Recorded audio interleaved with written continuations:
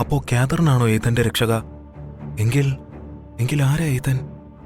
കാതറിനാണ് ഏതന്റെ രക്ഷകയെങ്കിൽ നിയമം തെറ്റിച്ചൊരിക്കലും അവൾ ഏതന്റെ ഭാര്യയാകാൻ ശ്രമിക്കില്ല. അതുകൊണ്ട് നഥാനാകില്ല. ഇനിയുള്ളത് ലക്കിയും ആൽവിനും. ഏതൻ ഒരിക്കലും സാത്താന്റെ വേദം എഴുതിയ മാല ധരിക്കാനാകില്ല. അതുകൊണ്ട് ആൽവിനുമല്ല. പിന്നെ ആരാ? ലക്കിയാകാൻ സാധ്യതയുണ്ടോ? അതോ ഇസ്രായേലിലുള്ള അബ്രഹാമോ? എലീന അങ്ങോട്ടും ഇങ്ങോട്ടും നടന്നു. ഇനി ആരാണെങ്കിലും അറിയുവാൻ കഴിയുക കാതറിൻ വഴിയാണ്.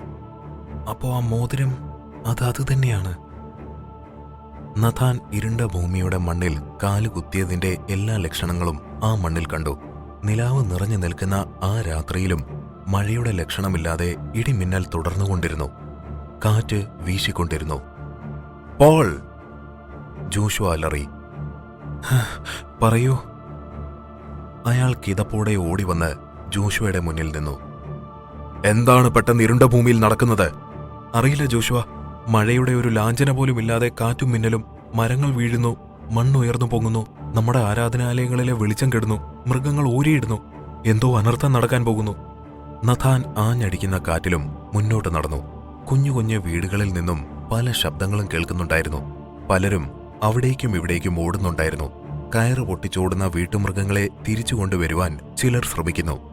പക്ഷേ അവരൊന്നും അവരുടെ മണ്ണിൽ കാലുകുത്തിയ ദൈവത്തെ അറിഞ്ഞില്ല. പ്രകൃതി തന്നെ സാത്താന്റെ മണ്ണിൽ കാലുകുത്തിയ ഏഥന് രക്ഷ ഒരുക്കിക്കൊടുത്തു. അനിവാര്യമായത് നടന്നേ തീരൂ. ജോഷ, സ്ഥിതി മോശമാണ്. ജനങ്ങൾ നിലവിളിച്ചോടുന്നു. അങ്ങ് വരണം. സ്ഥിതി ശാന്തമാകണമെങ്കിൽ അങ്ങ് വരണം. പോൾ ജോഷുവയോട് പറഞ്ഞു.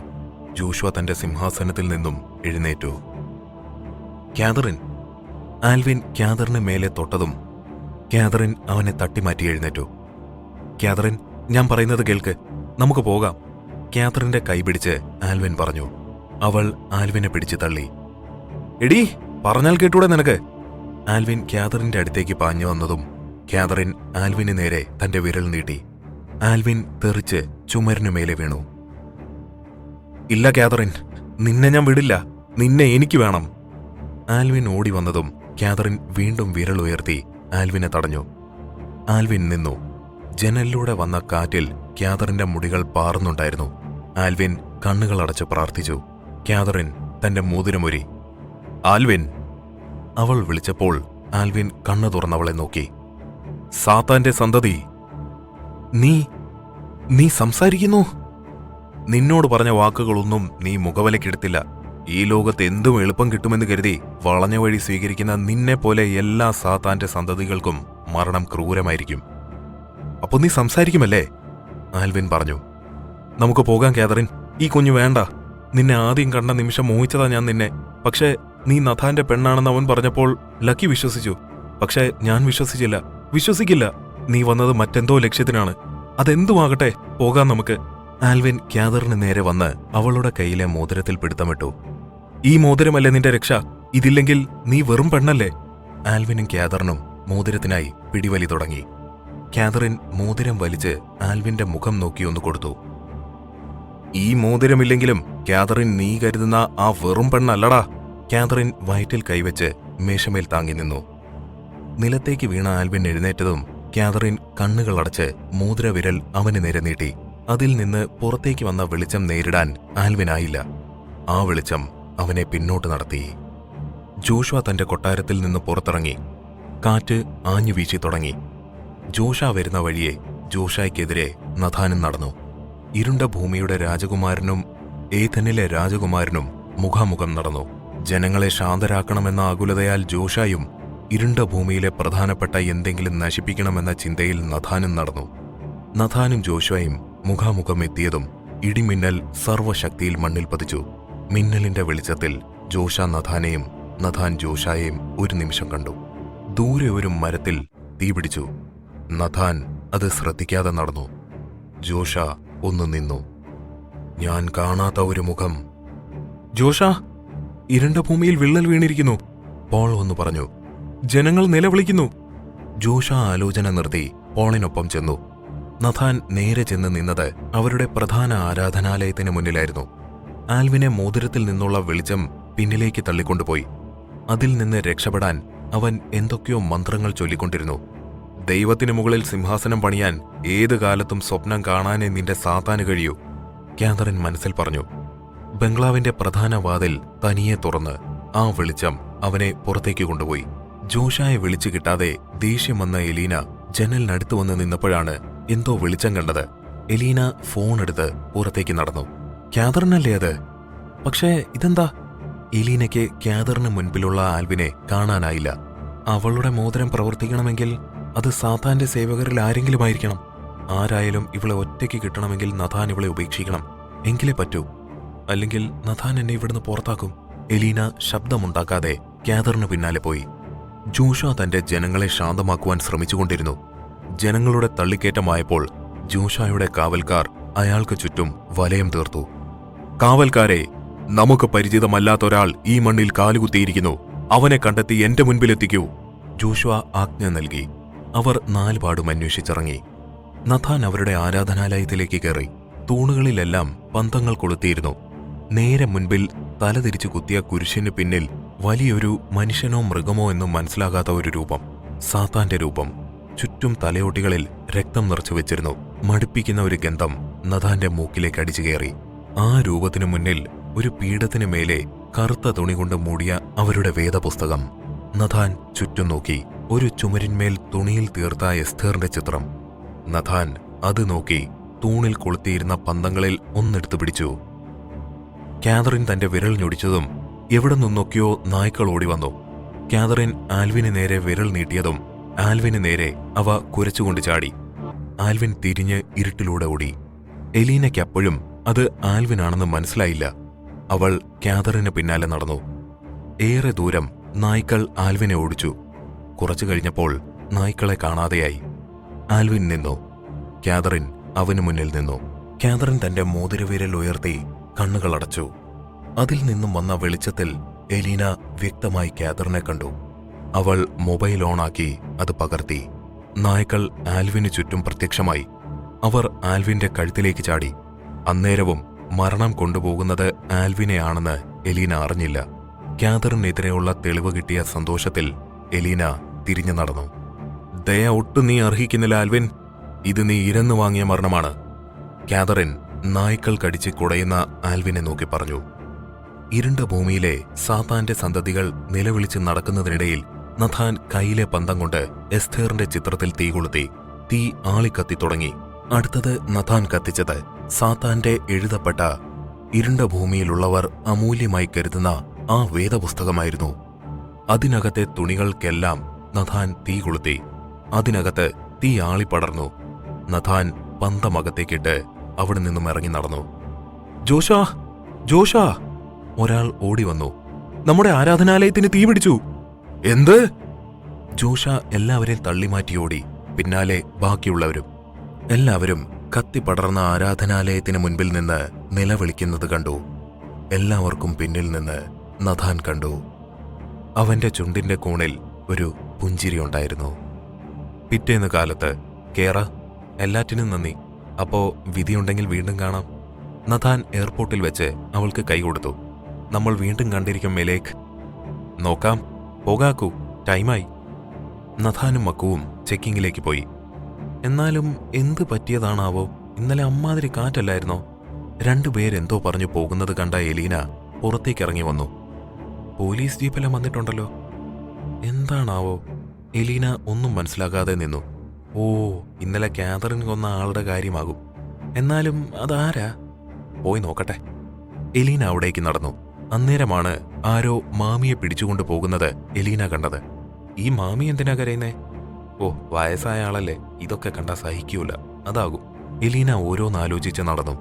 അറിയില്ല സാർ, ആൽവിൻ സാർ രാത്രിയൊക്കെ ഇറങ്ങി നടക്കാറുണ്ട്. ഇന്നലെ ശബ്ദമൊന്നും കേട്ടില്ല. നല്ല കാറ്റായിരുന്നല്ലോ. മനു പോലീസിനോട് സംസാരിക്കുകയായിരുന്നു. വേറെ ആരൊക്കെയുണ്ട് ബംഗ്ലാവിൽ? നഥാൻ സാറാണ് ബംഗ്ലാവ് വാങ്ങിയത്. സാർ റോം പോയിട്ട് മാസം ഒരുപാടായി. പിന്നെ ലക്കി സാർ മുംബൈ പോയിരിക്കുക. ബംഗ്ലാവിൽ മരിച്ച ആൽവിൻ സാറും നഥാൻ സാറിന്റെ ഭാര്യയും മാമിയും ജോലിക്ക് വരുന്ന അമ്മച്ചിയും മാത്രമേ ഉള്ളൂ. നഥാൻ സാറിന്റെ ഭാര്യ സംസാരിക്കില്ല, കൂടാതെ ഗർഭിണിയും. പിന്നെ മാമിക്ക് വയസ്സായി. അമ്മച്ചിയാണേൽ വൈകിട്ട് വീട്ടിൽ പോവുകയും ചെയ്യും. എസ് ഐ മോളി. പ്രാഥമികമായി മനസ്സിലായത് എന്തോ മൃഗം അല്ലെങ്കിൽ മൃഗങ്ങൾ കൊന്നു എന്നതാണ്. നായ്ക്കളാകാനാണ് സാധ്യത. അന്നേരമാണ് മനു എലീന വരുന്നത് കണ്ടത്. 1 മിനിറ്റ് സാർ. മനു എലീനയുടെ അടുത്തേക്ക് പോയി. മാഡം, ആരാ മനു മരിച്ചത്? മാഡം, അത് പറയൂ മനു. Madam, Alvin sir. എന്ത്? എലീന ചോദിച്ചു. ആൽവിൻ സാറാണ് മരിച്ചത്. നോ! എലീന ആൾക്കൂട്ടത്തിലേക്ക് ഓടി. സ്ട്രക്ചറിലേക്ക് എടുത്തുവെച്ച ആൽവിന്റെ മൃതദേഹം നോക്കി എലീന ഒരു നിമിഷം നിന്നു. ആൽവിൻ? ഇന്നലെ കാതറിൻ കൊന്നു കളഞ്ഞത് എന്റെ ആൽവിനെയായിരുന്നോ? എലീന ഒരു നിമിഷം ആലോചിച്ചു. എന്റെ ആൽവിനെ കൊന്നതാണോ ഞാൻ ഷൂട്ട് ചെയ്തത്? എലീന ആൽവിനെ കിടത്തിയിരിക്കുന്നതിനടുത്തേക്ക് പോയി. ആൽവിൻ! എലീനയുടെ കണ്ണുകൾ നിറഞ്ഞൊഴുകി. അവൾ തല കറങ്ങി വീഴുവാൻ പോയതും ആരൊക്കെയോ എലീനയെ താങ്ങിപ്പിടിച്ചു. കേരളത്തിൽ വിമാനമിറങ്ങിയ നഥാനും അക്കുവും അറിഞ്ഞത് ആൽവിന്റെ മരണമായിരുന്നു. അവർ നേരെ ആൽവിന്റെ വീട്ടിലേക്കാണ് പോയത്. ചടങ്ങുകളെല്ലാം അപ്പോഴേക്കും കഴിഞ്ഞിരുന്നു. നഥാനെ കണ്ടതും ആൽവിന്റെ അപ്പച്ചൻ അവനെ കെട്ടിപ്പിടിച്ചു കരഞ്ഞു. അധികം നേരം നഥാൻ അവിടെ നിൽക്കാനായില്ല. പോകാമക്കൂ, എനിക്ക് പറ്റണില്ല. നമ്മുടെ ആൽവിൻ, എനിക്കെന്തോ പോലെ. പോകാം. ഏഥൻ ഗാർഡനിലേക്കുള്ള യാത്രക്കിടയിൽ നഥാൻ ഒന്നും സംസാരിച്ചില്ല. രാത്രിയോടെയാണ് നഥാനും അക്കുവും ഏഥൻ ഗാർഡനിലെത്തിയത്. ആകെ മൂകമായ അവസ്ഥയായിരുന്നു ഏഥൻ ഗാർഡനിൽ. മോനെ! മാമി നഥാനെ ചെന്ന് കെട്ടിപ്പിടിച്ച് കരഞ്ഞു. ആ തല്ലുകൊള്ളി എന്തിനാ രാത്രി ഇറങ്ങി നടന്നത്? മാമി, കരയാതെ. അവന്റെ വിധി അതായിരിക്കും, നഥാൻ പറഞ്ഞു. മോൻ കാതറിന്റെ അടുത്തേക്ക് ചെല്ല്. ആ കുട്ടി ബെഡിൽ നിന്ന് എഴുന്നേറ്റിട്ടില്ല, പാവം. നഥാൻ റൂമിലേക്ക് ചെന്നു. കാതറിൻ കണ്ണുകൾ അടച്ചു കിടക്കുകയായിരുന്നു. കാതറിൻ? അവൾ പെട്ടെന്ന് കണ്ണു തുറന്നപ്പോൾ കണ്ടത് നഥാനെ. കാതറിൻ പെട്ടെന്ന് എഴുന്നേൽക്കുവാൻ ശ്രമിച്ചു. മെല്ലെ, അവൻ പറഞ്ഞു. കാതറിൻ നഥാന്റെ വയറിലൂടെ കൈകൾ ചുറ്റി കെട്ടിപ്പിടിച്ചു കരഞ്ഞു. കരയണ്ട, ഒന്നും ആർക്കും തടുക്കാനാകില്ല, നഥാൻ കാതറിനെ ആശ്വസിപ്പിച്ചു. ഇത് പോലീസിനെ ഏൽപ്പിച്ചാൽ ഇവളെ പോലീസ് അറസ്റ്റ് ചെയ്യും. പക്ഷേ അങ്ങനെയാണെങ്കിൽ ഏഥൻ ആരെന്നറിയാൻ കഴിയില്ല. അവൾക്കുള്ള ശിക്ഷ ഞാൻ വിധിക്കും. എന്റെ ആൽവിനെ കൊന്ന എന്നെയും എന്റെ കുഞ്ഞിനെയും ഒറ്റയ്ക്കാക്കിയതിനുള്ള ശിക്ഷ. അവളുടെ ഏഥന്റെ രക്തം അവൾക്ക് മുന്നിൽ വെച്ച് ബലി കൊടുക്കും ഞാൻ. അതാണ് അവൾക്കുള്ള ശിക്ഷ. എലീന കണ്ണുകൾ തുടച്ച് മനസ്സിൽ തീരുമാനമെടുത്തു. സാത്താന്റെ മണ്ണിൽ വന്ന് സാത്താന്റെ വേദപുസ്തകം കത്തിച്ചവൻ ആരോ, അവന്റെ രക്തം ബലി കൊടുക്കാതെ ഈ ജോഷ ഇനി അടങ്ങിയിരിക്കില്ല. ജോഷ ഉറക്കെ പ്രതിജ്ഞ എടുത്തു. സാത്താൻ നേരിട്ടിറങ്ങി വന്നാലും എന്റെ ഏത്തനെയും എന്റെ കുഞ്ഞിനെയും ഞാൻ രക്ഷിക്കും. കാതറിൻ കണ്ണുകൾ തുടച്ചു. രാത്രി നഥാൻ ഗാർഡനിൽ നടക്കുകയായിരുന്നു. അവനെ അന്വേഷിച്ച് നടന്നിരുന്ന കാതറിൻ ഗാർഡനിലേക്ക് വന്നു. എന്താ ഇവിടെ നിൽക്കുന്നത്? അവൾ ആംഗ്യം കാണിച്ചു. നത്തിങ്, ഞാൻ വെറുതെ. നീ എന്താ ഇങ്ങോട്ട് വന്നേ? നല്ല മഞ്ഞുണ്ട്, അകത്തേക്ക് പോയിക്കോ. കാതറിൻ നഥാനോട് അകത്തേക്ക് വരാൻ പറഞ്ഞു. ഞാൻ വരാം, നീ പോയിക്കോ, ചെല്ല്. കാതറിൻ അകത്തേക്ക് പോയി. നഥാൻ ഒരിടത്തിരുന്നു. Nathan sir. എലീന അവിടേക്ക് വന്നു. എന്താ എലീന? ആൽവിൻ. എലീനയുടെ കണ്ണുകൾ നിറഞ്ഞു. എനിക്കറിയാം, തനിക്ക് അവനോടുണ്ടായിരുന്ന സൗഹൃദം പറഞ്ഞിട്ട് കാര്യമില്ല. അവന്റെ വിധി അതായിപ്പോയി. വിധി അതായി പോയതല്ല, അങ്ങനെ ആക്കിയതാ, എലീന പറഞ്ഞു. എനിക്ക് മനസ്സിലായില്ല. നഥാൻ അവളെ നോക്കി. നിങ്ങൾക്ക് ഞങ്ങളുടേതൊരു സൗഹൃദം മാത്രമായിരിക്കാം. പക്ഷേ എനിക്കൊരു കുഞ്ഞിനെ തന്ന ആൽവിൻ പോയത് അല്ല, പറഞ്ഞയച്ചത്. ആൽവിൻ മരിച്ചതല്ല, കൊന്നതാ അവനെ. എലീന കരഞ്ഞു. കൊന്നതോ? ആര്? കാതറിൻ. കാതറിനോ? കാതറിൻ എന്നല്ല അവളുടെ പേര്, കെയ്റ്റ്.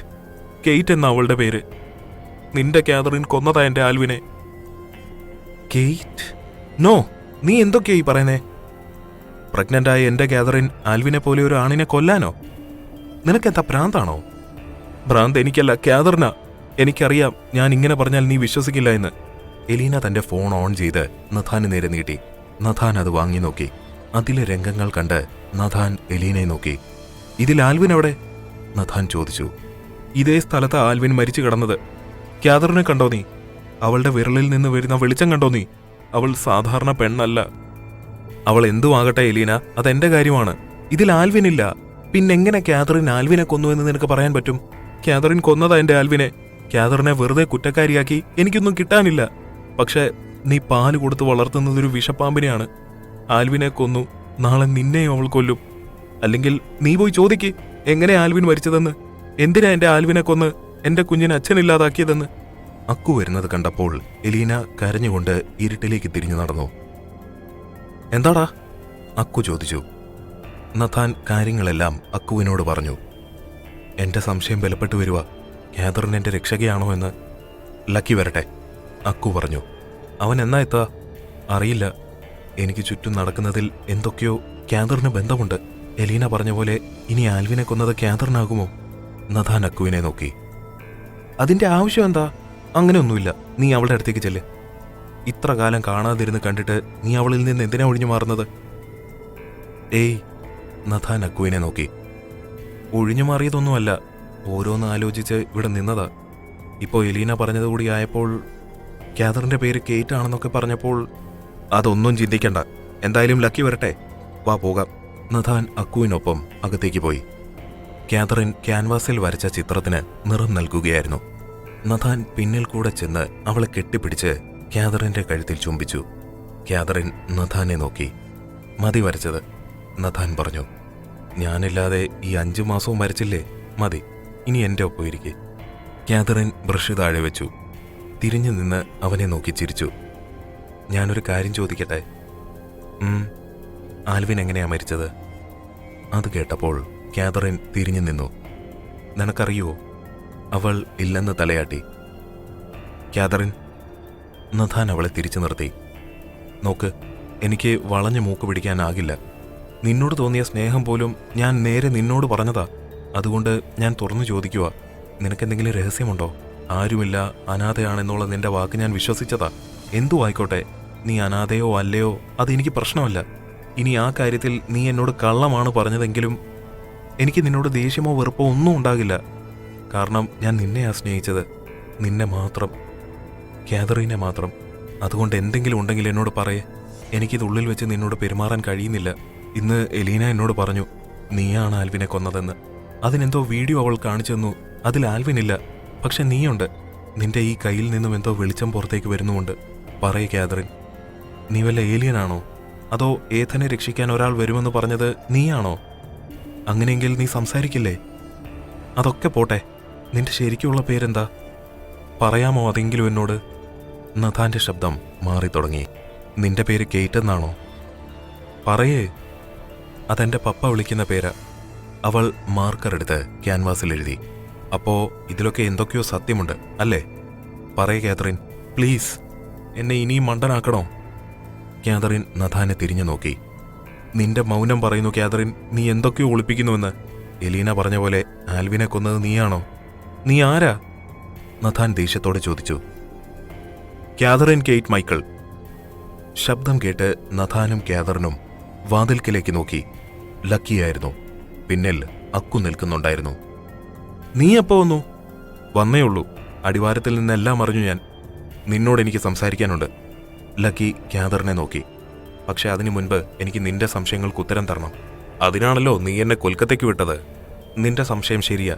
കെയ്റ്റ് എന്ന കാതറിനാണ് നഥാൻ ഡാനിയൽ ഏഥന്റെ കാവൽക്കാരി, വിസ്ഡം ചാരിറ്റിയുടെ മാനേജർ. നിന്നെ രക്ഷിക്കാൻ ജീവൻ പോലും ബലി കൊടുക്കണമെന്ന് നിന്റെ പപ്പയുടെ കാവൽക്കാരനായിരുന്ന മൈക്കിൾ പഠിപ്പിച്ച അദ്ദേഹത്തിന്റെ മകൾ. നിന്റെ രക്ഷയ്ക്കാണ് ഇവളിവിടെ വന്നത്. ഇവിടെയും നാട്ടിലും വെച്ച് നീ പോലും അറിയാത്ത നിന്റെ ശത്രുക്കളെ കാതറിൻ കൊന്നു. ലക്കി എല്ലാം നഥാനോട് പറഞ്ഞു. നഥാനും അക്കുവും കാതറിനെ നോക്കി. പക്ഷെ എല്ലാം കയ്യിൽ നിന്ന് പോയി. ഞാൻ പോയ വിസ്ഡം ചാരിറ്റി എല്ലാം തകർന്നു കിടക്കുന്നുണ്ട്. നിനക്ക് മുന്നേ കാതറിൻ ആരാണെന്ന് അറിയേണ്ടവർ അറിഞ്ഞു. നീ ഉദ്ദേശിക്കുന്നത് സാത്താന്റെ സന്തതികൾ? നഥാൻ ചോദിച്ചു. അതെ, കെയ്റ്റ് ആണ് നിന്റെ രക്ഷ എന്നറിഞ്ഞു. ലക്കി, കാതറിന്റെ പേര് കെയ്റ്റ് ആണെന്ന് എന്നോട് എലീന പറഞ്ഞു. നഥാൻ ലക്കിയെ നോക്കി. അങ്ങനെയെങ്കിൽ ഞാനാണ് ഏത്തനെന്ന് വേഗം തന്നെ ഇവരറിയും. പക്ഷെ പ്രശ്നം അതല്ല. എന്താ? അക്കു ചോദിച്ചു. അക്കു, നീ ജന്മരഹസ്യ രേഖ കണ്ടില്ലേ? അന്ന് നിക്കോള എന്നെ മാത്രം കൊണ്ടുപോയത്. എന്റെ കുഞ്ഞും വിശുദ്ധനാണ്. അതെങ്ങനെ? കാതറിൻ ജൂതയാണെങ്കിലല്ലേ? അക്കു ചോദിച്ചു. കാതറിൻ ജൂതയാണ്, ലക്കി പറഞ്ഞു. അങ്ങനെയെങ്കിൽ അവർ നിന്റെ കുഞ്ഞിനെയല്ലേ കൊല്ലാൻ നോക്കുക? അക്കു നഥാനെ നോക്കി. അതെ, നഥാൻ കാതറിനെ നോക്കി.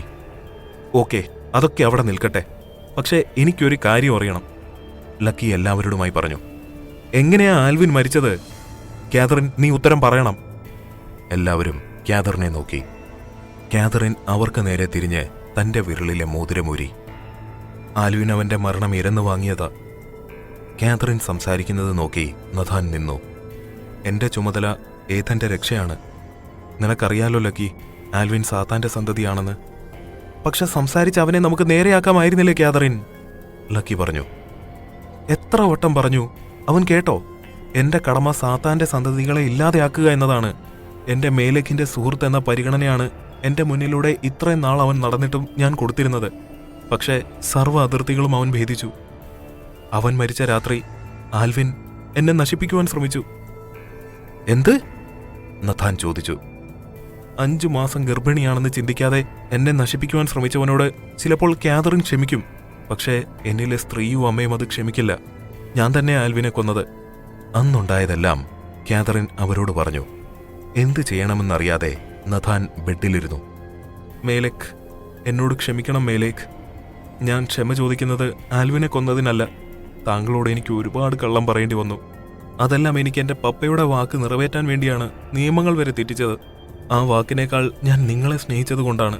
പക്ഷേ ഇവിടം മുതൽ നിങ്ങൾ എനിക്ക് എൻ്റെ യജമാനനും ഞാൻ നിങ്ങളുടെ അടിമയും മാത്രമാണ്.